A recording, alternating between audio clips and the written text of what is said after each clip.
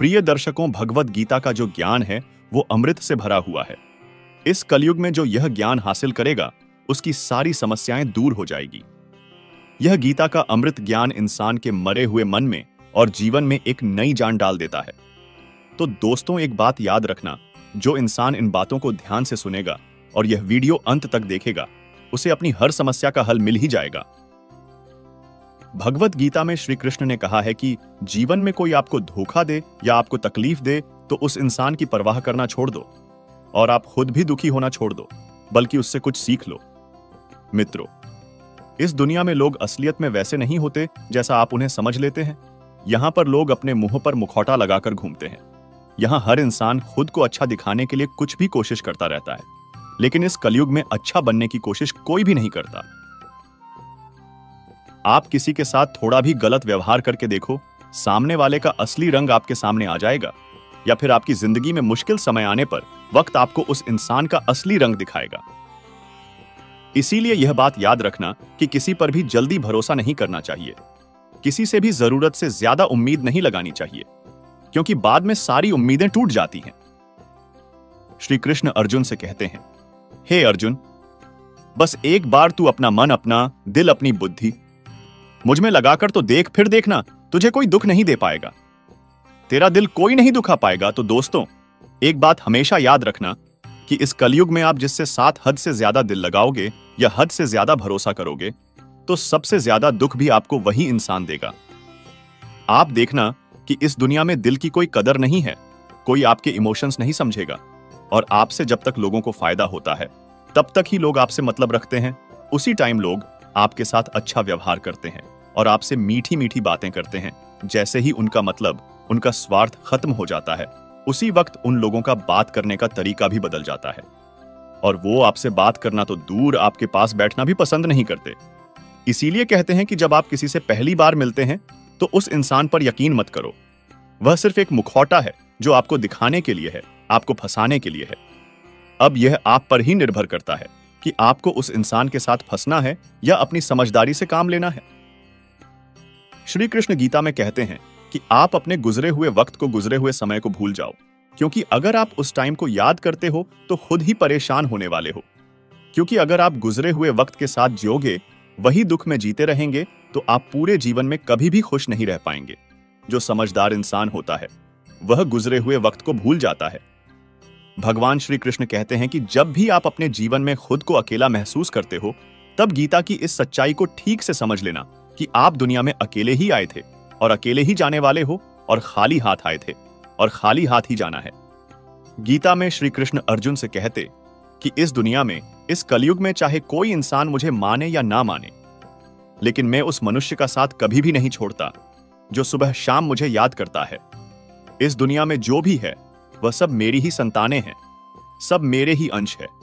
इसलिए मनुष्य को, इंसान को, जानवरों को, सबको ईश्वर की ही संतान कहा जाता है।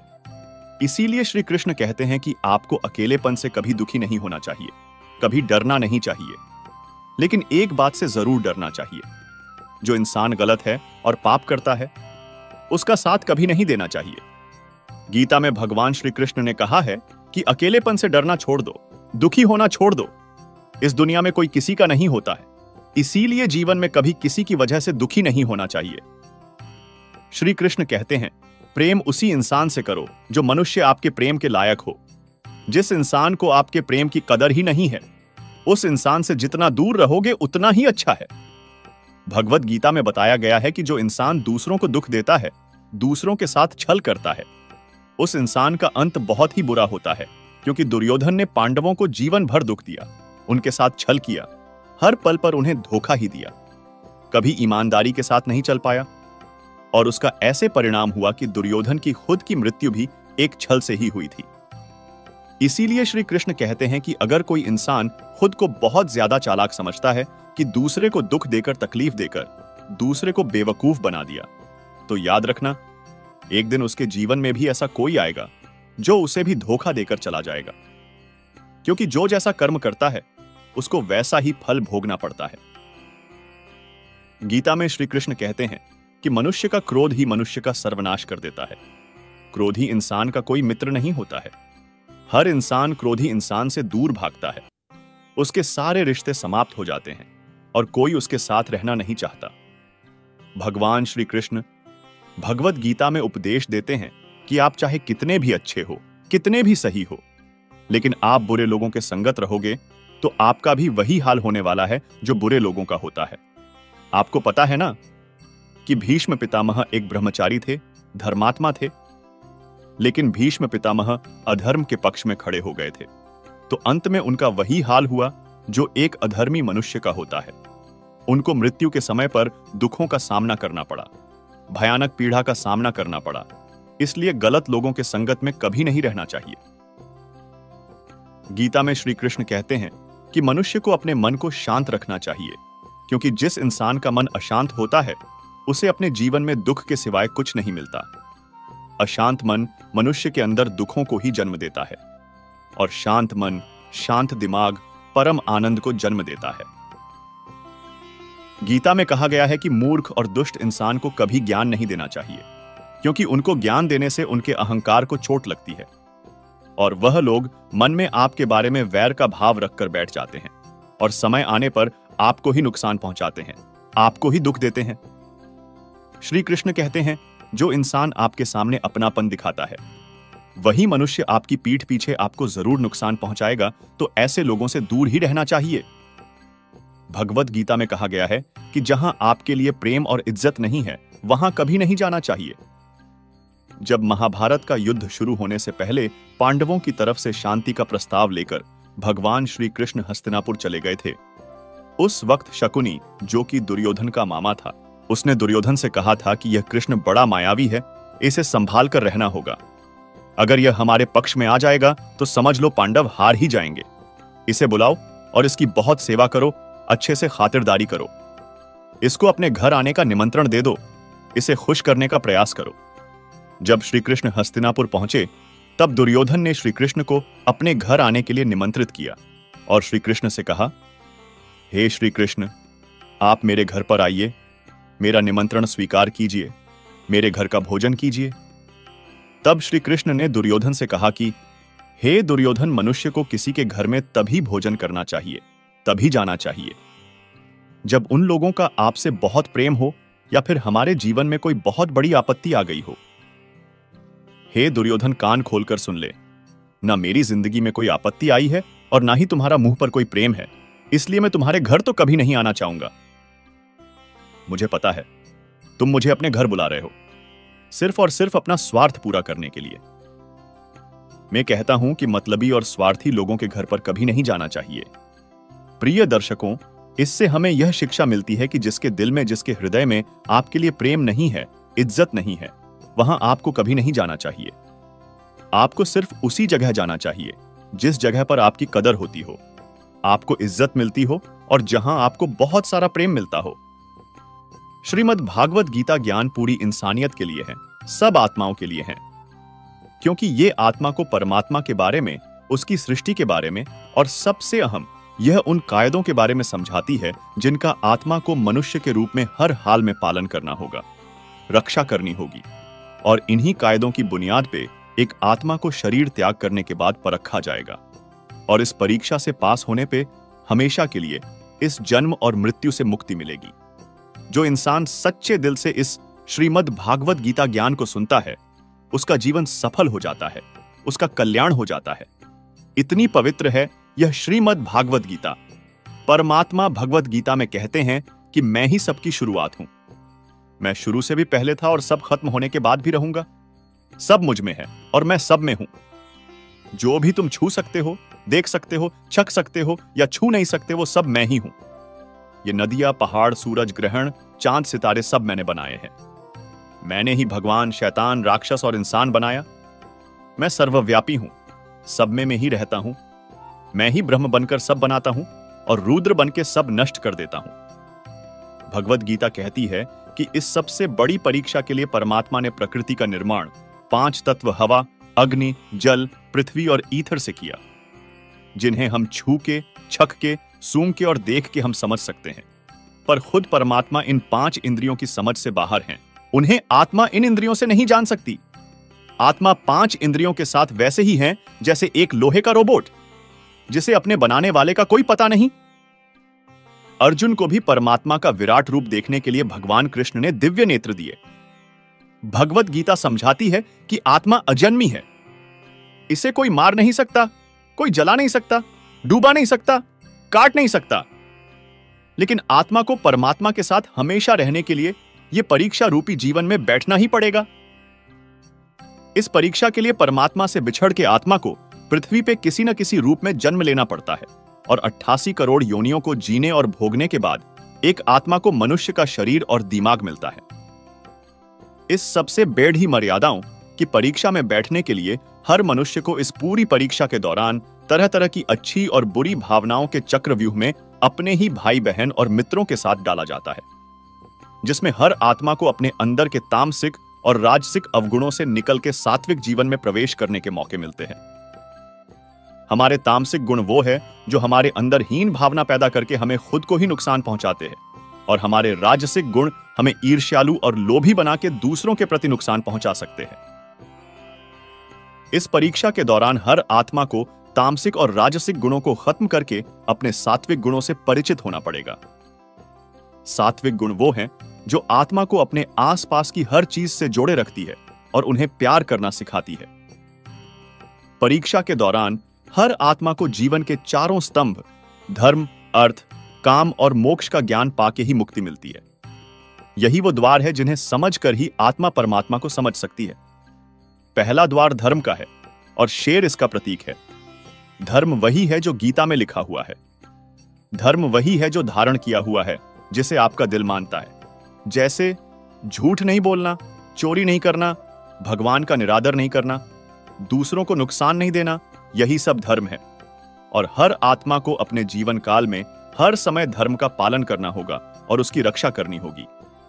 दूसरा द्वार अर्थ का है और घोड़ा इसका प्रतीक है। हर आत्मा अपने हर जीवन काल में अपने पृथ्वी पे होने का अर्थ या मूल कारण समझेगी। इस जिंदगी में भोगने वाली चीजें और रिश्तों का आनंद लेगी।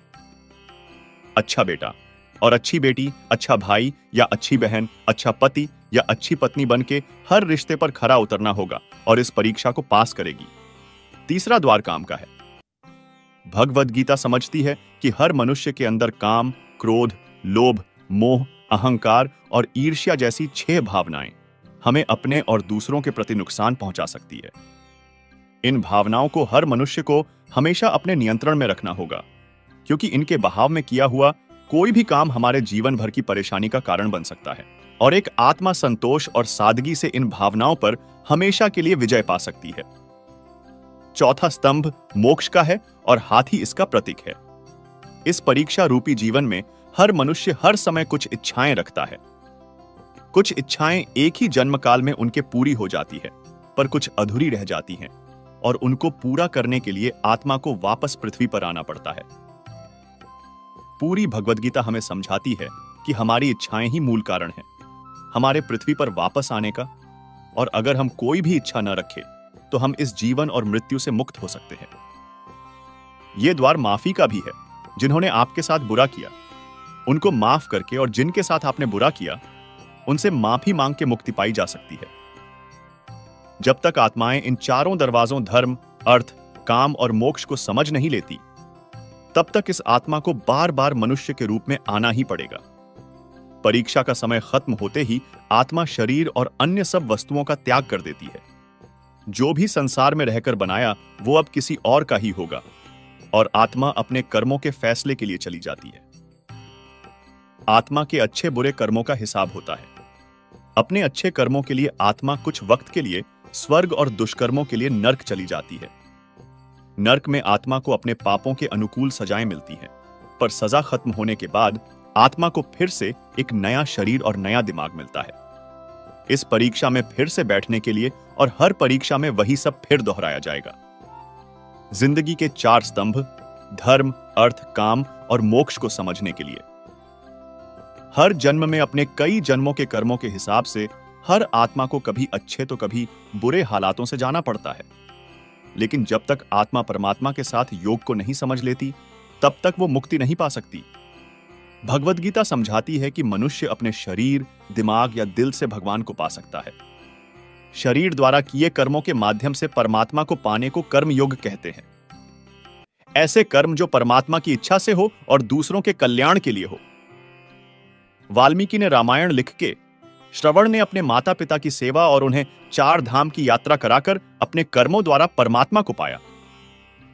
श्रीमद् भगवद गीता समझाती है कि एक आत्मा दिमाग से भी परमात्मा के साथ योग लगा सकती है। इसे राजयोग कहते हैं, क्योंकि दिमाग या मस्तिष्क सब इंद्रियों का राजा है। एक मनुष्य अपनी आस्था, श्वास प्रणाली, अभ्यास, साधना और तपस्या से परमात्मा को इस योग के रास्ते पा लेता है। इस योग को समझने के लिए हमें अपने अंदर की शक्तियों यानी चक्र और कुंडलिनी को समझना पड़ेगा।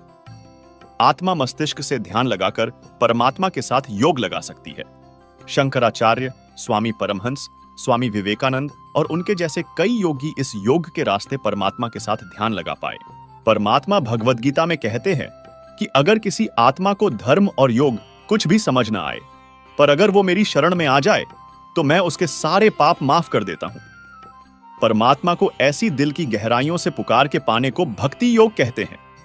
चैतन्य महाप्रभु, मीराबाई और भगवान हनुमान इस योग के सबसे बड़े उदाहरण हैं।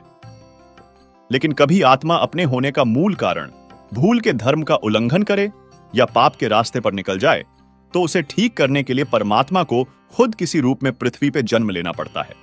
गीता में भगवान श्री कृष्ण महाराज ने संदेश दिया है कि अवश्यमेव भोक्तव्यं कर्म कृतम शुभाशुभम, अर्थात व्यक्ति को अपने किए हुए शुभ और अशुभ सभी कर्मों का फल अवश्य ही भोगना होता है। नीति शास्त्रकारों ने मनुष्य के कर्म करने की तुलना किसान के साथ की है। वह कहते हैं कि यो यद्वपति बीजन लभते हि तादृशं फलन, अर्थात जिस प्रकार एक किसान अपने खेत में जिस फसल का बीज बोता है, वही बीज फसल के रूप में किसान काटता है। इस सिद्धांत के विरुद्ध न कभी आज तक हुआ है और न कभी आगे होगा, इसलिए कहावत प्रसिद्ध है कि बोए पेड़ बबूल के तो आम कहां से हुए। यही व्यवस्था परमात्मा द्वारा बनाई गई सृष्टि में मनुष्यों के ऊपर लागू होती है। परमात्मा ने मनुष्य को कर्म करने के लिए स्वतंत्र रखा है। इंसान जैसा चाहे कर्म कर सकता है। अच्छे या बुरे कर्म मनुष्य की विवेक शक्ति के ऊपर निर्भर करते हैं। मनुष्य अपने जीवन में जैसे जैसे कर्म करता जाता है, वैसे वैसे ही उसके जीवन का निर्माण होता जाता है। परंतु परमात्मा ने मनुष्य को केवल कर्म करने की स्वतंत्रता दी है। कर्म फल व्यवस्था परमात्मा के अधीन है। जैसे कर्म किए हैं वैसा ही फल मिलेगा। यह निश्चित है, क्योंकि परमात्मा न्यायकारी है। परमात्मा मनुष्य द्वारा किए जाने वाले प्रत्येक कर्मों को जानने वाला है। परमात्मा के आगे किसी की सिफारिश नहीं चलती। इस कलयुग में तो लोग रिश्वत देकर अपना काम निकालते हैं, लेकिन परमात्मा को कोई रिश्वत नहीं दे सकता। इसलिए परमात्मा को पूर्ण न्यायकारी कहा गया है। परमात्मा की अटल न्याय व्यवस्था से कोई भी आज तक न तो बचा है और न ही आगे बचेगा। इसलिए अच्छे कर्म करने वाला व्यक्ति डरता है। बुरा कर्म करने वाला व्यक्ति हर समय भयभीत होता है। उसके मन में सदैव यह शंका रहती है कि कभी मेरे बुरे कर्म सामने न आ जाएं। बुरे कर्मों के सामने आते ही उसे उन कर्मों का फल मिलना शुरू हो जाता है। ईश्वर द्वारा सभी प्राणियों को कर्म करने की स्वतंत्रता मिली है। कोई भी प्राणी कभी भी इच्छानुसार कैसा भी कर्म कर सकता है। इन कर्मों की आजादी के कारण ही जीवन में नयापन बना रहता है। यदि कर्म करने की आजादी न हो तो जीवन में जीवन जैसा कुछ भी नहीं रहेगा। इसी आजादी के कारण व्यक्ति पाप, पुण्य या मुक्ति में गति कर सकता है। कर्मों की इस आजादी के कारण सबको अपना अपना फल मिलता रहता है और व्यक्ति उसको भोगता रहता है। इसी कारण जगत में इतनी अलग अलग सोच के लोग हैं। इसलिए भगवान गीता में कहते हैं, सभी प्राणी कर्म करने में स्वतंत्र है। व्यक्ति कई प्रकार के कर्म करता है, जिनमें अधिकतर कर्म बांधने वाले होते हैं।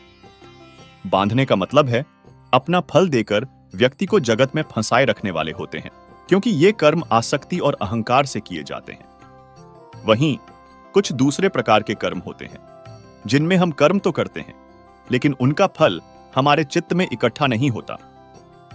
ऐसे कर्मों को करने की तकनीक भगवान बताते हैं कि कर्म ऐसे किया जाए कि उसके फल में आसक्ति न रहे। इसके लिए भगवान कहते हैं कि तू इन कर्मों को मुझे अर्पण कर दे।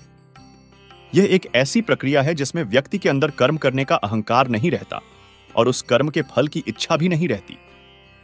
इस प्रकार ये कर्म शुद्ध कर्म कहे जाते हैं, जो व्यक्ति को बांधते नहीं बल्कि मुक्ति में सहायक होते हैं।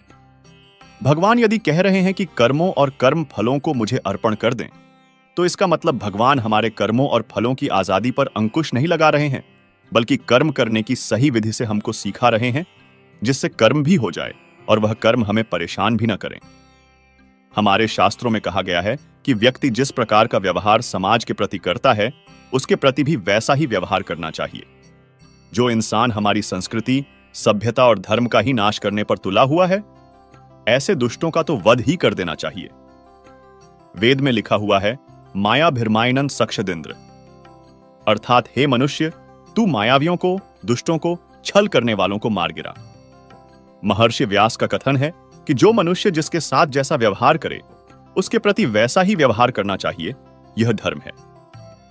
ठगी से व्यवहार करने वाले के साथ ठगी का व्यवहार करना चाहिए और भला करने वाले के साथ भलाई का व्यवहार करना चाहिए।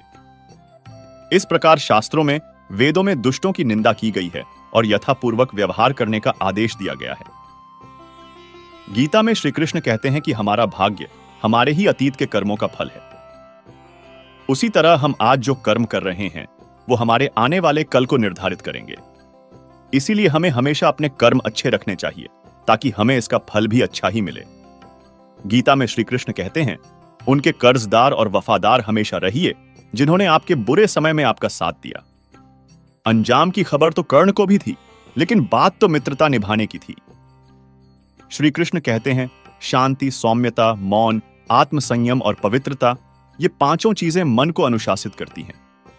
हर व्यक्ति में ये सारे गुण होने चाहिए, तभी वह सही मार्ग पर चल सकता है।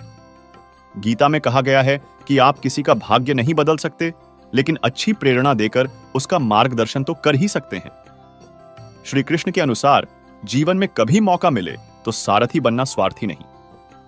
अहंकार मनुष्य से वह सब करवाता है जो अंत में उसी के विनाश का कारण बनता है। इसलिए मनुष्य को जितनी जल्दी हो सके अपना अहंकार त्याग देना चाहिए। श्री कृष्ण कहते हैं, कर्म वो फसल है जिसे इंसान को हर हाल में खुद काटना ही होता है। इसलिए हमेशा अच्छे बीज बोए ताकि फसल अच्छी हो।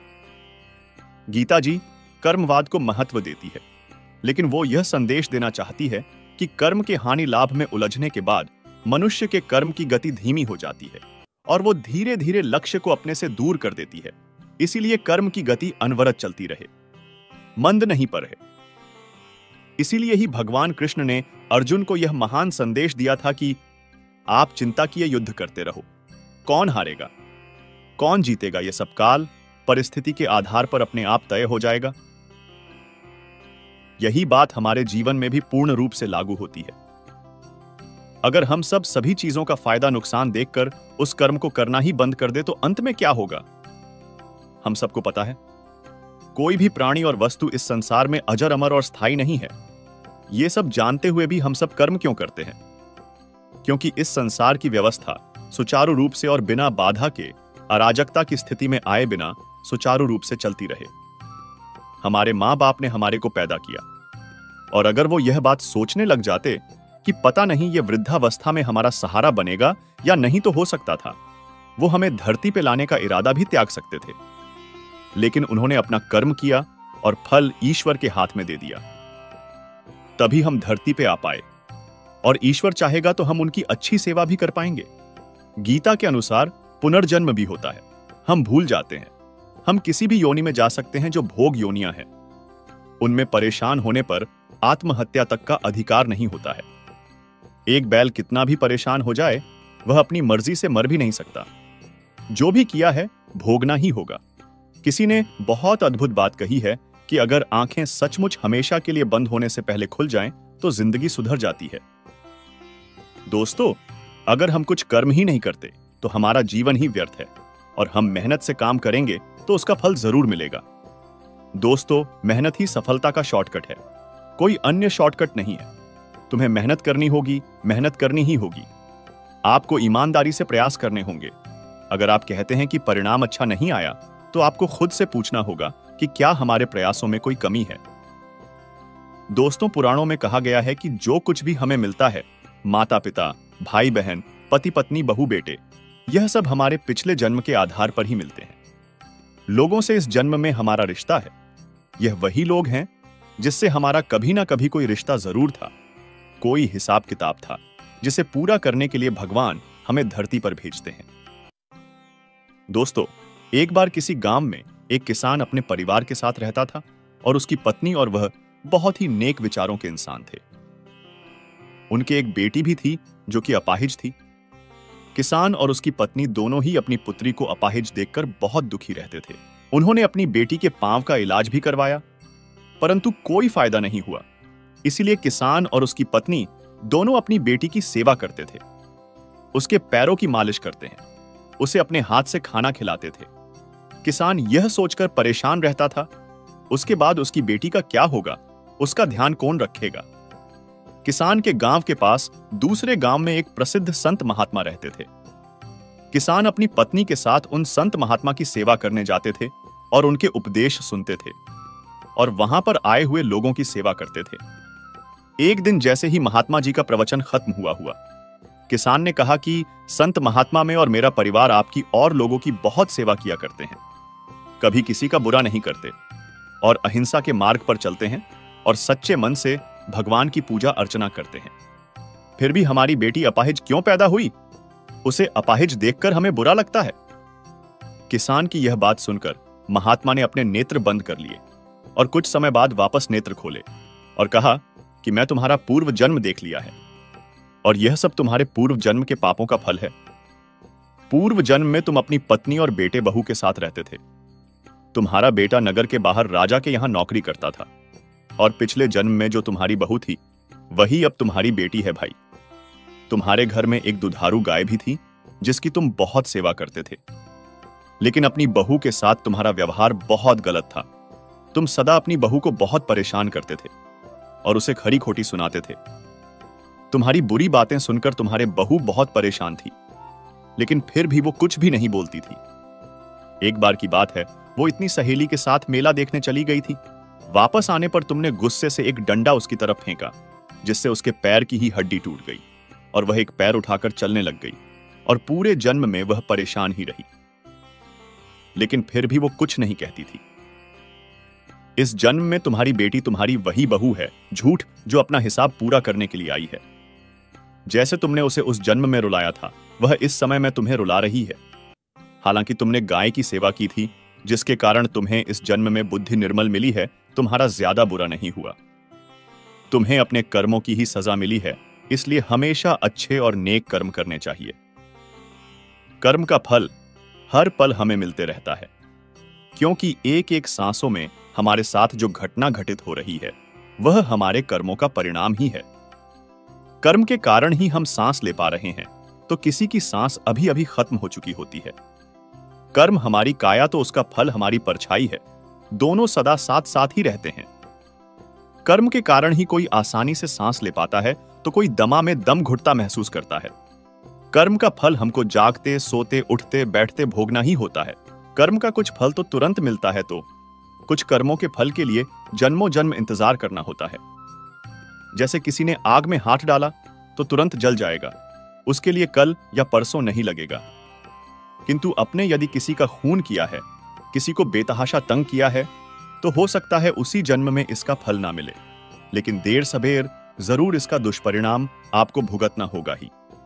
इसके फल से कोई बच नहीं सकता, चाहे ईश्वर का अवतार भगवान राम ही क्यों ना हो। उन्होंने भी बाली को छुपकर मारा था। उसके परिणाम में उन्हें श्री कृष्ण अवतार में उसी बाली के हाथों मरे जो शिकारी रूप में आया था। इसी प्रकार यदि आपने किसी की मदद की है, तो ईश्वर वो मदद आप तक किसी ना किसी माध्यम से कई गुना करके लौटा देंगे। ना अच्छा कर्म मिटता है, ना बुरा कर्म, यहां तक कि हमें मानसिक कर्मों की सजा भी मिलती है। इसलिए कहा जाता है, जैसे गाय का बच्चा हजारों गायों की संख्या में भी अपनी मां को ढूंढ लेता है, वैसे ही कर्म अपने कर्ता को भी हर हॉल में ढूंढ लेता है। अपने किसी का लिया पैसा नहीं लौटाया तो किसी जन्म में उसके नौकर या पालतू जानवर बनकर उसकी सेवा और चाकरी करेंगे, पर हिसाब तो पूरा होकर रहेगा। किसी का भला चाहा है तो वह भी आपकी किस्मत के कांटे कब दूर कर देगा, आप समझ ही नहीं पाएंगे। अतः सेवा, दान, परोपकार जैसे पुण्य कर्म हमारे कर्म बंधनों को काटती है। इसलिए शास्त्रों में सत्कर्म करने पर जोर दिया गया है। क्योंकि अंततः हमारा उद्देश्य सभी कर्म बंधनों से मुक्त होना ही है, और जब हम कर्म का सिद्धांत समझेंगे तभी इस चक्रव्यूह से बाहर आ पाएंगे। हर कर्म का फल अलग अलग मिलता है, अर्थात बुरे कर्म के फल अच्छे कर्म के फल से निरस्त नहीं होते। कुछ कर्मों जैसे दैनिक दिनचर्या के कर्मों के फल तो साथ के साथ ही मिल जाते हैं, परंतु कुछ कर्मों के फल संचित हो जाते हैं और कुछ समय पश्चात इसी जन्म में या आने वाले जन्मों में प्रारब्ध के रूप में मिलते हैं। वर्तमान में किए जा रहे कर्म क्रियमाण कर्म कहलाते हैं। ऐसे क्रियमाण कर्म जिनके फल साथ के साथ नहीं मिलते वे संचित कर्म कहलाते हैं, और संचित कर्म प्रारब्ध के रूप में विभिन्न योनियों में भोगे जाते हैं और क्रमशः निरस्त होते जाते हैं। सबसे अंत में जीव पुनः बचे हुए कर्मों को प्रारब्ध के रूप में लेकर मनुष्य योनि में आता है। अन्य योनियों और मनुष्य योनि में यह अंतर है कि जबकि अन्य योनियों में जैसे जैसे कर्म भोगे जाते हैं वे निरस्त होते जाते हैं, परंतु मनुष्य योनि में प्रारब्ध कर्म भोगे जाने पर निरस्त तो होते हैं, परंतु हर भोगे जाने वाला कर्म नए कर्म पैदा करता जाता है। दरअसल मनुष्य योनि में भोगे जाने वाला कर्म प्रारंभ में क्रियमाण कर्म होता है, जो फिर संचित और प्रारब्ध कर्मों का स्रोत बनता है। इस प्रकार यह चक्र युग युगांतरों तक चलता रहता है, जब तक जीव को मोक्ष की प्राप्ति नहीं हो जाती, अर्थात जब तक वह जन्म मरण के चक्र से छूट नहीं जाता। संक्षेप में मोक्ष का भी जिक्र कर लेते हैं, क्योंकि मोक्ष भी तो हमारे द्वारा किए जाने वाले कर्मों के तरीके पर निर्भर होता है। जब जीव मनुष्य के पाप और पुण्य दोनों प्रकार के कर्मफल शून्य हो जाते हैं तो वह मोक्ष का सुपात्र बन जाता है। गीता में और ब्रह्म विद्या शास्त्र में कहा गया है कि जब हम कर्म निष्काम भाव से करते हैं तो हमें उन कर्मों के फलों को भोगना नहीं होता। इसका यह अर्थ निकलता है कि मनुष्य योनि में यदि हमारे प्रारब्ध के कर्मों को भोगने का तरीका निष्काम होगा तो प्रारब्ध के कर्म तो निरस्त हो जाएंगे, परंतु नए कर्म नहीं मिलेंगे, अर्थात न संचित होंगे और न ही नया प्रारब्ध बनेंगे। निष्काम कर्म अर्थात स्वयं को परमेश्वर का दास समझते हुए परमेश्वर के वचनों के अनुसार अपने कर्तव्य निभाना, परंतु उनके फल की इच्छा न रखना, जिसके लिए परमात्मा ही सब कुछ है, जो अपने हर कर्म में परमात्मा को देखता है, और हर कर्म परमात्मा के लिए वैसा कर्मयोगी मोक्ष का अधिकारी होता है। जो मनुष्य मुझसे परम प्रेम करके इस परम रहस्य युक्त गीता शास्त्र को मेरे भक्तों से कहेगा, वह मुझको ही प्राप्त होगा, इसमें कोई संदेह नहीं है। इससे ज्यादा मेरा प्रिय कार्य करने वाला मनुष्य में कोई नहीं है, तथा पृथ्वी भर में उससे ज्यादा मेरा प्रिय दूसरा कोई भविष्य में होगा भी नहीं। जो मनुष्य श्रद्धा युक्त और दोषों से रहित होकर इस गीता शास्त्र का श्रवण भी करेगा, वह भी सभी पापों से मुक्त होकर मेरे परम धाम को प्राप्त होगा। जीवन की सबसे महंगी चीज है आपका वर्तमान, जो एक बार चला जाए तो फिर पूरी दुनिया की संपत्ति देकर भी उसे हम हासिल नहीं कर सकते। श्री कृष्ण कहते हैं, मनुष्य अपने जीवन को सरलता से जी सकता है, पर फिर भी वह कभी सरल जीवन जी ही नहीं पाता। वह हमेशा चिंताओं से घिरा रहता है, वह भूत की बातों को सोचकर परेशान होता रहता है, वह मौत से डरने लगता है, वह ना तो अपने जीवन को सही तरीके से जी पाता है और ना ही मृत्यु को गले लगा पाता है। ज्ञानी व्यक्ति ना तो मरने वाले का शोक करते हैं, ना ही उनका शोक करते हैं जो अभी जिंदा है, क्योंकि वह जानते हैं जो मर गया वह फिर से जन्म लेगा, और जो जिंदा है वह एक दिन जरूर मरेगा। कान्हा कहते हैं, तुम्हारे बीते हुए कल को मैं ठीक तो नहीं कर सकता, लेकिन तुम्हारे वर्तमान में अगर तुम अच्छा कर्म करोगे तो तुम्हारा आने वाला कल मैं जरूर उजागर करूंगा। ईश्वर से कुछ मांगने पर ना मिले तो उससे नाराज ना होना, क्योंकि ईश्वर वह नहीं देता जो आपको अच्छा लगता है, बल्कि वह वही देता है जो आपके लिए अच्छा होता है। जिस प्रकार समुद्र के पार जाने के लिए नाव ही एकमात्र साधन है, ठीक उसी प्रकार स्वर्ग के लिए सत्य ही एकमात्र रास्ता है। हम ना बोले फिर भी वह सुन लेता है, इसीलिए उसका नाम परमात्मा है। मित्रों, भगवान श्री कृष्ण कहते हैं कि अपने मन को सदैव वश में रखना चाहिए, कभी भी अहंकार नहीं करना चाहिए। अगर कोई आपको कटु वचन कहता है तो भी उसे कुछ नहीं कहना चाहिए। अतिथि और लाचार को सदैव आश्रय दें, दूसरों की न निंदा करें और न सुने। मार खाने पर भी अपने आप को शांत रखें। शास्त्रों को सदैव नियम पूर्वक सुने। दिन के समय न सोना, क्रोध न करना, स्वन्य आदर की इच्छा न करके भी दूसरों का सम्मान करना, भोजन स्वाद के लिए नहीं बल्कि स्वास्थ्य के लिए करना, यह सभी चीज मनुष्य को महान बनाती है। सत्य ही सनातन धर्म है, यह सभी धर्मों से उत्तम है। सत्य से ही तप और योग उत्पन्न होते हैं। सत्य ही ब्रह्मा है। सब कुछ सत्य के अंतर्गत आता है। सत्य से ही मनुष्य स्वर्ग जाता है। झूठ हमें अंधकार की तरफ ले जाता है। यहां पर प्रकाश का अर्थ स्वर्ग तो नरक को अंधकार कहा गया है। सभी प्राणियों को एक समान समझना, ईर्ष्या द्वेष से दूर रहना, शील और लज्जा के गुणों को अपनाना, दुष्कर्मों से दूर रहना, किसी को कष्ट न पहुंचाना, इंद्रियों को वश में रखना, मन की पवित्रता को बनाए रखना, सत्य बोलना, क्षमा करना, साहस और विद्या आदि ये 13 सत्य धर्म के लक्षण हैं। वेद भी सत्य का ही उपदेश देते हैं। सत्य बोलना सहस्त्रों अश्वमेध यज्ञों के फल के बराबर होता है। कभी भी कटु वचन न बोलें। सदैव ऐसे वचन बोलो जो दूसरे को अच्छे लगे। बुरा बोलना, निंदा करना, भला बुरा कहना, यह सब त्याग देना चाहिए। दूसरों का सम्मान न करना, अहंकार दिखाना, ये सभी अवगुण होते हैं। जो सुख इस लोक में कामनाओं की पूर्ति होने पर मिलता है और परलोक में जो सुख प्राप्त होता है वह उस सुख के 16वें हिस्से के बराबर भी नहीं है। जो सुख हमें कामनाओं से मुक्त होने पर प्राप्त होता है। अपने आप को वश में करने के लिए व्यक्ति को पहले लोभ और मोह से दूर होना चाहिए। मोह का फल मृत्यु और सत्य का फल अमृतत्व प्राप्त होता है। इसलिए मृत्यु और अमृतत्व दोनों ही मनुष्य के अधीन हैं। पूरे संसार को वृद्धावस्था ने घेर रखा है। दिन प्रतिदिन उस पर मृत्यु का प्रहार होता जा रहा है। दिन आता है, रात बीत जाती है। जागो, तुरंत उठो, समय को व्यर्थ न गंवाओ, अपने कल्याण के लिए कुछ कार्य करो, क्योंकि तुम्हारे कार्य पूर्ण नहीं हो पाते हैं तब तक मृत्यु तुम्हें अपने साथ ले जाती है। निर्धनता को स्वयं ही स्वेच्छापूर्वक अपनी इच्छा से स्वीकार करने से सुख मिलता है। यह सुख मनुष्य का कल्याण करता है, क्योंकि इस राह पर चलने से न तो कोई क्लेश रहता है, न ही कोई आपका शत्रु बनता है। यह मार्ग भले ही कठिन लगता है, लेकिन जिस मनुष्य को पवित्र जीवन जीना हो, ऐसे भले मानुष के लिए यह मार्ग उपयुक्त और सुगम है। क्योंकि ऐसे मनुष्यों के लिए संपत्ति का कोई मोह नहीं रहता। उनके लिए इससे ज्यादा कोई दूसरी संपत्ति या सुख नहीं है। 1 तुला के पल्ले में ऐसी निर्धनता को और दूसरे पल्ले में राज्य को रखने पर अकिंचनता का पल्ला भारी रहता है। धनवान पुरुष को तो सदैव ही मृत्यु का भय रहता है। कामनाओं को पूरा करने से श्रेष्ठ है कि उन्हें त्याग दिया जाए, क्योंकि त्याग के बिना कुछ भी प्राप्त नहीं होता है। त्याग से मनुष्य को परम सुख की अनुभूति होती है। त्याग किए बिना परम आदर्श की सिद्धि नहीं हो सकती। भगवान श्री कृष्ण कहते हैं कि मोह और कामनाओं को त्याग कर अपने चित्त को शांत करो, ऐसा मनुष्य सदैव सुखी रहता है। जो व्यर्थ की चिंता न करने वाला हो, जो सत्य का पालन करता है, जिसे सांसारिक मोह न हो, 2 तरह के मनुष्य को हर सुख प्राप्त होता है। एक तो वे जो मूर्ख होते हैं और दूसरे वे जिन्हें ज्ञान का परम प्रकाश प्राप्त हो गया हो। जो लोग इन दोनों को बीच में अटके रहते हैं वे दुखी हो जाते हैं।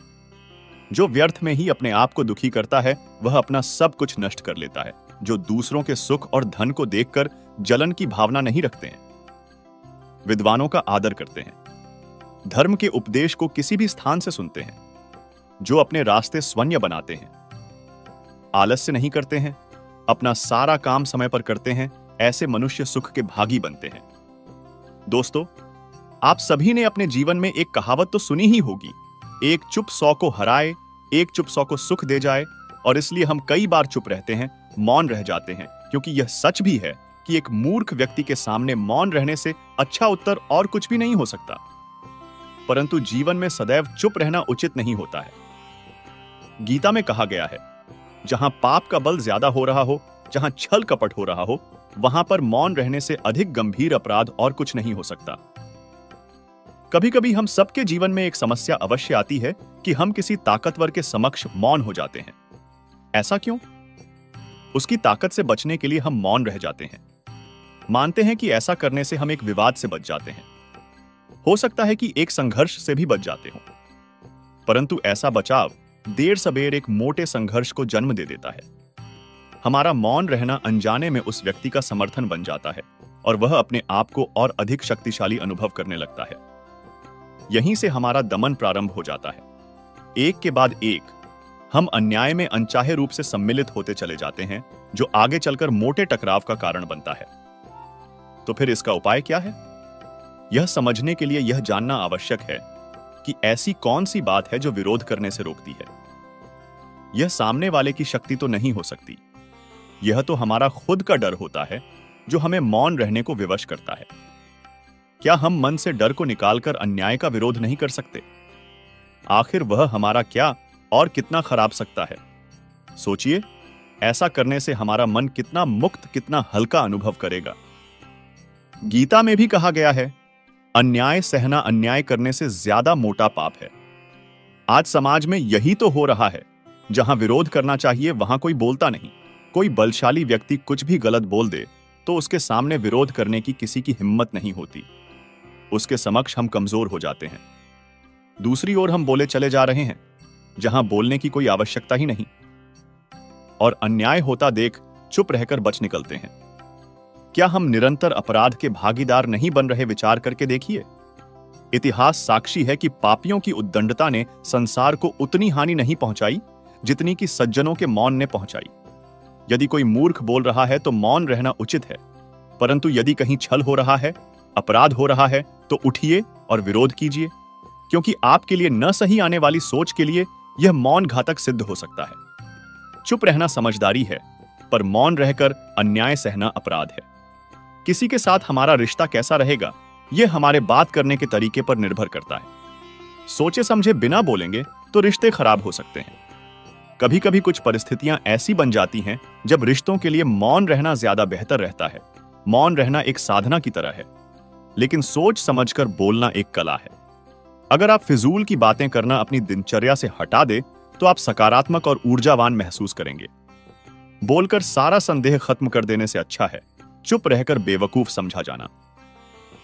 अज्ञान की सबसे मोटी संपत्ति है मौन, और जब वह इस रहस्य को जान जाता है तब अज्ञान नहीं रहता। मौन नींद की तरह है, वह विवेक को ताजा रखता है। वाणी का वर्चस्व रजत है, किंतु मौन कंचन है। अपनी सफलता के सफर में निकलने से पहले अपने बस्ते में शांति और धैर्य को जरूर रख लेना।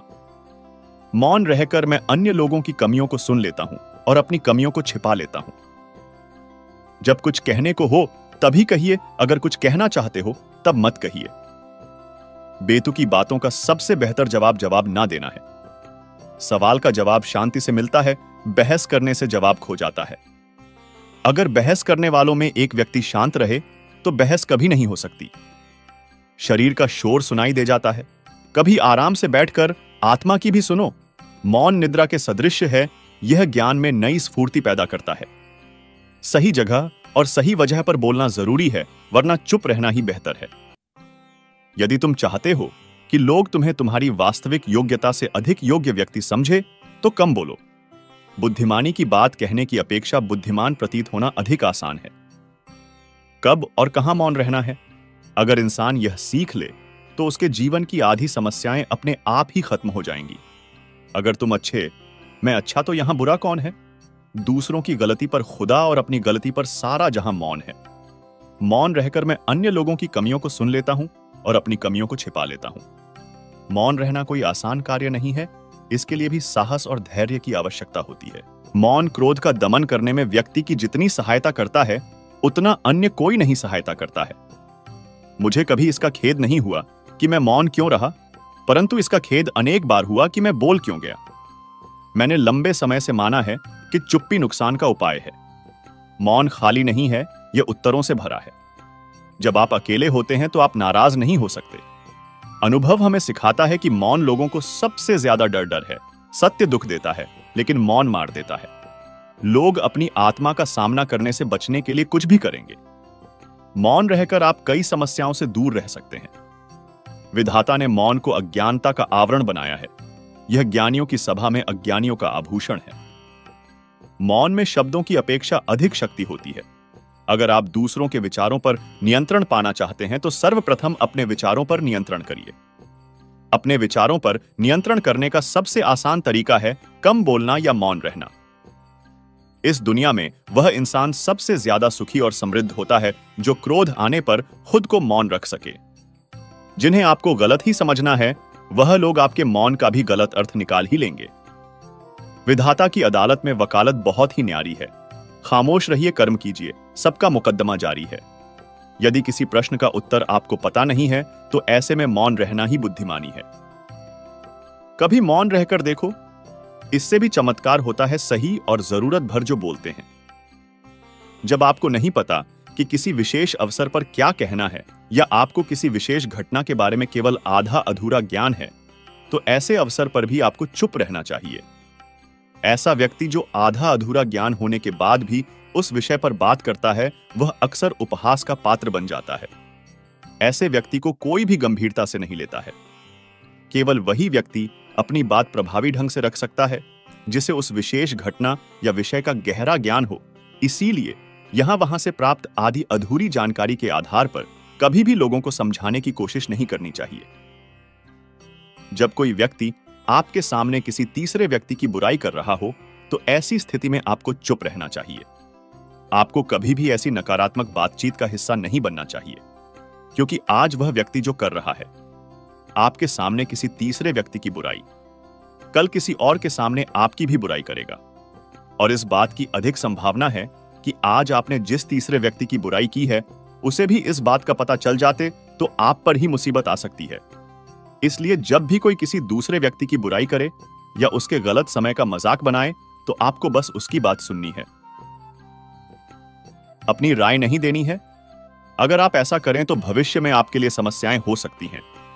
जब कोई आप पर क्रोध और घृणा से चिल्लाता है, आपका अपमान करने की कोशिश करता है, तो ऐसी स्थिति में आप दूसरे व्यक्ति की क्रोध और घृणा को चुप रहकर कम कर सकते हैं।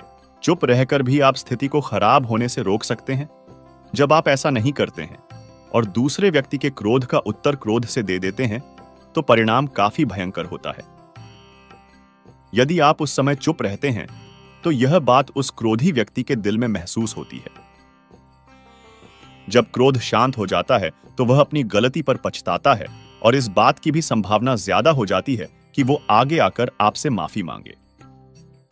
अपनी गलती के लिए अगर वह माफी नहीं मांगता है, तो वह अंदर से दोषी महसूस करने लगता है और फिर अगली बार आप पर गुस्सा करने या नफरत करने से पहले कई बार सोचता है। लेकिन आपको हर हाल में या हर समय चुप भी नहीं रहना चाहिए। अगर कोई गलत कर रहा है, तो उसका जवाब आपको देना चाहिए, क्योंकि कुछ लोग ऐसे भी होते हैं जो हमारी खामोशी को हमारी कमजोरी समझते हैं। गुस्से में चुप रहने का यह तरीका केवल परिवार, करीबी रिश्तेदारों और कुछ करीबी दोस्तों के लिए ही सही है, हर इंसान के लिए नहीं। अगर आप हर जगह खामोश रहने लगे, तो इसका गलत इस्तेमाल भी हो सकता है। जब कोई व्यक्ति अपने जीवन की कोई दुखद घटना या अपने जीवन की परेशानी साझा कर रहा हो, ऐसे में आपको चुप रहना होगा और सिर्फ उसकी बातों को सुनना होगा। ज्यादातर लोग ऐसे हैं कि उनके सामने किसी ने उनकी समस्या सुनाई नहीं कि उन्होंने समाधान देना शुरू कर दिया। हालांकि जब कोई व्यक्ति अपनी समस्या हमारे साथ साझा कर रहा है, तो वह हमसे किसी सुझाव की उम्मीद नहीं करता है। वह चाहता है कि हम उसकी बात ध्यान से सुनें, क्योंकि जब हम उनकी बात सुनते हैं, उस व्यक्ति को आंतरिक शांति मिलती है। उसे लगता है कि कोई मेरी बातों को समझता है। अधिकांश समय जब लोग अपनी समस्याओं को हमसे साझा करते हैं, तो वे हमें केवल अपनी बात बताना चाहते हैं। वे हमें से किसी भी प्रकार की सलाह नहीं चाहते, क्योंकि वे पहले से ही सभी तरह की सलाह जानते हैं। जो हम उन्हें देने जा रहे हैं, मुसीबत के समय किसी व्यक्ति को सांत्वना देने का सबसे अच्छा तरीका उस व्यक्ति की बात को ध्यान से सुनना है। जब हम बिना ध्यान दिए लोगों की बातों को ध्यान से सुनते हैं, बिना किसी सलाह के, तब उनकी आंखों में हमारे लिए सम्मान और स्नेह का भाव पैदा हो जाता है। उन्हें लगता है कि हम अधिक गंभीर, बुद्धिमान और शांत दिमाग वाले लोग हैं। इसलिए अब जब भी कोई अगली बार आपको अपनी समस्या बताए, तो बस उसकी बातों को ध्यान से सुने और जब तक वह आपसे ना मांगे, उसे किसी प्रकार की सलाह ना दे। जब आप कम बोलते हैं, तो लोग आपकी ओर अधिक आकर्षित होते हैं कि आप कौन हैं और आप क्या सोचते हैं। भगवद गीता में भगवान श्री कृष्ण कहते हैं, मन का बेचैन होना उसका स्वभाव है। हमारे मन को लगता है कि अगर वह अलग अलग बातों के बारे में सोचता रहेगा, तो हमें आने वाली हर मुश्किल और मुसीबत से बचा लेगा। पर ऐसा होता नहीं है। हम अपने जीवन का काफी अधिक समय सोच विचार करके परेशान होने में निकाल देते हैं। भगवान श्री कृष्ण कहते हैं कि मन का यह स्वभाव बदलना मुश्किल जरूर है, असंभव नहीं। अच्छा, अब आप एक बात बताइए, क्या आप कौए को कह सकते हैं कि वो कांव कांव की आवाज ना करे? या फिर क्या आप किसी मेंढक को कह सकते हैं कि वह पानी देखते ही ऊंची छलांग ना मारे? हमारे मन का भी कुछ ऐसा ही है। जीवन में कुछ भी होता है, अच्छा या बुरा, हमारा मन उस पर काम काम काम करने लगता है। कानव काम से मेरा मतलब है चिंता करना, व्याकुल होना। कोई बुरी बात होती भी नहीं है और मन परेशानी की ऊंची ऊंची लपटें लेने लगता है। कभी कभी तो मुझे ऐसा लगता है कि हम में से कई लोग सिर्फ परेशान होने के लिए जीते हैं। सारी परेशानी, दुख, दुविधा अक्सर हमारी मन की बनाई हुई कहानियां होती हैं। भगवान श्री कृष्ण हमें हमारे मन को शांत और स्थिर करने के लिए 2 उपाय देते हैं। पहला, ध्यान लगाना। दूसरा, वैराग्य भाव सीखना। अब ध्यान या मेडिटेशन शब्द सुनते ही आप में से कई लोग कहेंगे कि आप आंख बंद कर सांसें अंदर बाहर नहीं ले सकते। यहां हम सब गलती कर बैठते हैं।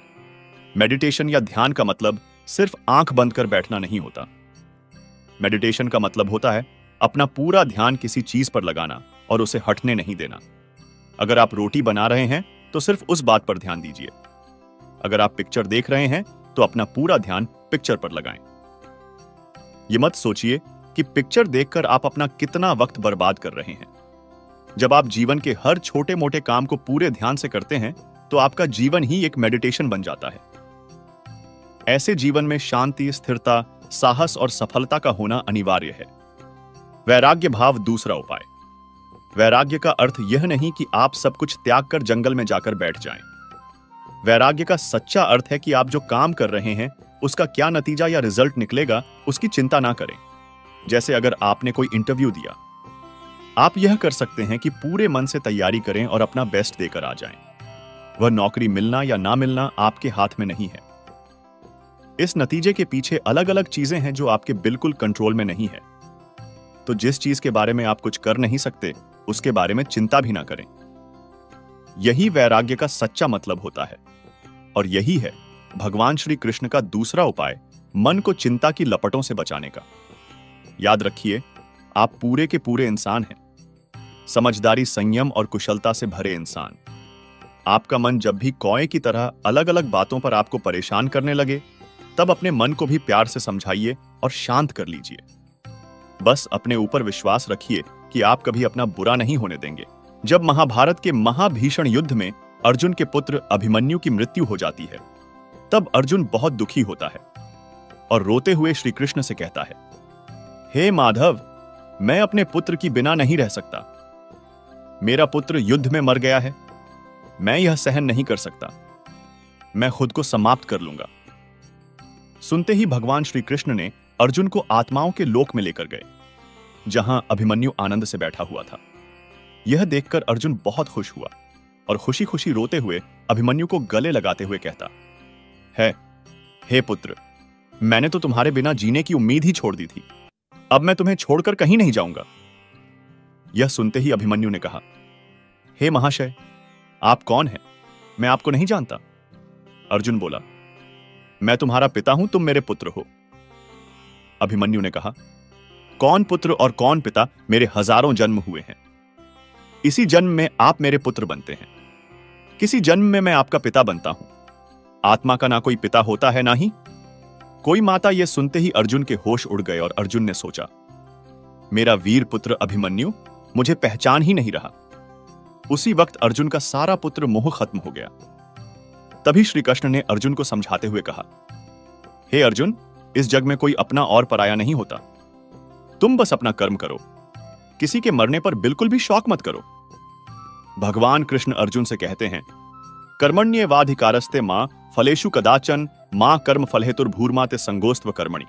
अर्थात कर्म ही पूजा है, कर्म ही भक्ति है, इसलिए कर्म को पूरे मन से करना चाहिए। कृष्ण ने अर्जुन को कर्म योगी बनने के उपदेश दिए। उन्होंने अर्जुन से कहा, जो भी कर्म करो यह सोचकर करो कि वह परमात्मा को समर्पित होता है। मृत्यु से भय व्यर्थ है। मृत्यु का भय हर व्यक्ति को होता है। भगवान कृष्ण कहते हैं, संसार के निर्माण के बाद से ही जन्म और मृत्यु का चक्र चलता आ रहा है और यह प्रकृति का नियम है। जो जन्म लेता है उसकी मृत्यु अवश्य होती है और मृत्यु के बाद जन्म अवश्य होता है। इसलिए मृत्यु से भयमुक्त होकर वर्तमान में जीना चाहिए। महाभारत के दौरान अर्जुन विचलित थे और उनसे शस्त्र भी नहीं उठ रहे थे। तब श्री कृष्ण ने अर्जुन से कहा, समय बड़ा बलवान है।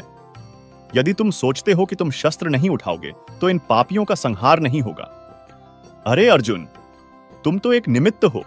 इनका संहार लिखा है और वह जरूर होगा। श्री कृष्ण ने अर्जुन को कहा, भूत और भविष्य की चिंता करना व्यर्थ है, वर्तमान ही सत्य है। जब असमंजस की स्थिति में रहो और कुछ समझ ना आए तो सब परमात्मा पर छोड़ दो और बस अपना कर्म करो। परिस्थितियां कितनी भी बुरी क्यों ना हो, यही सोचो कि समय सबसे बड़ा बलवान है। अच्छा हो या बुरा, बीत जाएगा। जब भी किसी अपने की मृत्यु होती है, फिर चाहे वह बेटा हो, मां हो, पिता, बहन, पति या कोई दिल के बहुत करीबी हो, दुख के साथ पीड़ा भी होती है। यह पीड़ा समय के साथ कम भी हो सकती है, लेकिन बढ़ भी सकती है। दोनों आपके हाथ में है। जी हां, आपके ही हाथ में है, क्योंकि मनुष्य जिस दिन आध्यात्मिक तौर पर दुनिया को देखने लगता है, उस दिन वह इस पीड़ा और दुख से बाहर आ जाता है। कहना बहुत आसान है और करना नामुमकिन के बहुत करीब। लेकिन करना तो पड़ेगा। जो उत्पन्न हुआ है उसकी मृत्यु निश्चित है। मृत्यु को इसी दृष्टि से देखना चाहिए, जैसे मनुष्य की आयु में कौमार्य, यौवन और जरा अवस्था आती है, वैसे ही मनुष्य दिन और रात की तरह से जीवन और मृत्यु को देखता है। जिस व्यक्ति को जन्म मिला है उसकी मृत्यु भी निश्चित होती है, इसलिए मृत्यु से भयभीत होने का कोई कारण नहीं है। महाभारत का अर्जुन तो आपको याद होगा। अगर अर्जुन याद हैं तो उनका बेटा अभिमन्यु भी याद होगा, जिसने गर्भ में ही चक्रव्यूह को भेदना सीख लिया था। लेकिन क्या आपको याद है कि गर्भ में अभिमन्यु को जो ज्ञान मिला वह आधा ही रह गया था? इसका कारण था कि अभिमन्यु की माता यानी सुभद्रा बीच में ही सो गई थी, और इसी कारण अभिमन्यु को चक्रव्यूह भेदना तो आता था, लेकिन उससे बाहर निकलना नहीं। यह सब पहले से ही तय था, क्योंकि अभिमन्यु ने जिस शरीर के रूप में जन्म लिया उसकी मृत्यु पहले से ही निश्चित थी। अभिमन्यु की मृत्यु के वक्त अर्जुन बहुत परेशान हुए थे। तब श्री कृष्ण ने अर्जुन को एक स्वप्न दिखाया। उसमें अर्जुन ने देखा कि कृष्ण चतुर्भुज रूप में शेष शैया पर शयन कर रहे थे और अभिमन्यु उनकी सेवा में रत था। अर्जुन अभिमन्यु अभिमन्यु कहते हुए उसके पास तक गए, लेकिन अभिमन्यु ने उनसे कहा कि वो जन्म तो मेरा सामयिक जन्म था, शाश्वत नहीं। मैं कुछ दिनों के लिए अभिमन्यु बन गया था, लेकिन मैं सचमुच अभिमन्यु नहीं हूं। तो अर्जुन की समझ में आया कि कोई भी आत्मा यदि किसी के शरीर को कुछ समय के लिए धारण कर लेती है तो वह उसका शाश्वत रूप नहीं होता। जैसे एक व्यक्ति किसी नाटक में कोई किरदार निभाता है तो वह एक सामयिक पात्र होता है, ना कि शाश्वत। जितने दिन नाटक चलता है उतनी देर वह उस पात्र की एक्टिंग करता है। नाटक समाप्त हो जाने के बाद वो अपने उस पात्र को भूल जाता है। वास्तव में मृत्यु तो ईश्वर से मिलन का रास्ता है। इस पर शोक करना मनुष्य की प्रवृत्ति है, लेकिन शोक में डूबकर खुद को पीड़ा देना जायज नहीं। इस पीड़ा से यदि बाहर आना है तो यह सोचें कि हमने जिस अपने को खोया है वह इस नश्वर संसार से गया है, या तो ईश्वर में मिलने या फिर से एक नया जन्म लेने। यदि मृत्यु भयावह होती तो जन्म का अस्तित्व ही नहीं रहता, क्योंकि ये आत्मा ही तो है जो एक शरीर त्याग कर दूसरे शरीर के रूप में जन्म लेती है। आपका अपना किसी ना किसी रूप में कहीं जन्म लेगा और उसे और आपको पीड़ा ना हो, इसलिए ही तो पूर्ण जन्म के बाद पिछले जन्म की यादें नष्ट हो जाती हैं या धुंधली रह जाती हैं। हमारे साथ एक सच्चाई हमेशा रहेगी, वह है जन्म लिया है तो मृत्यु जरूर आएगी। उसका समय भी निश्चित है और स्थान भी। अब उसे हम समय से पहले मान लें या सही समय पर, यह हमारी समझ है, क्योंकि जिसकी जितनी उम्र है वह उसी उम्र को जीकर इस संसार से विदा लेगा। प्रकृति का यही नियम है। इसे मानना मुश्किल है, लेकिन इसे नकारना नामुमकिन। कान्हा कहते हैं, मैं धरती की सुगंध हूं, मैं अग्नि की ऊष्मा हूं, मैं सभी जीवित प्राणियों का जीवन और सन्यासियों का आत्म संयम भी मैं हूं। भगवान कहते हैं, जो मनुष्य गीता के रहस्य को भक्तों को धारण करवाता है और उनमें इसका विस्तार एवं प्रचार करता है, वह मनुष्य मुझे अत्यधिक प्रिय है। साथियों, मैं आशा करता हूं कि आपने इस वीडियो से बहुत कुछ सीखा होगा। वीडियो को लाइक करके कमेंट में जय श्री राधे कृष्णा लिखना ना भूलें, और ऐसे ही ज्ञानवर्धक वीडियो और पाने के लिए हमारे चैनल को सब्सक्राइब करके घंटी जरूर बजा दें। भगवान श्री कृष्ण आपको हमेशा प्रसन्न रखें। जय श्री राधे कृष्णा। धन्यवाद।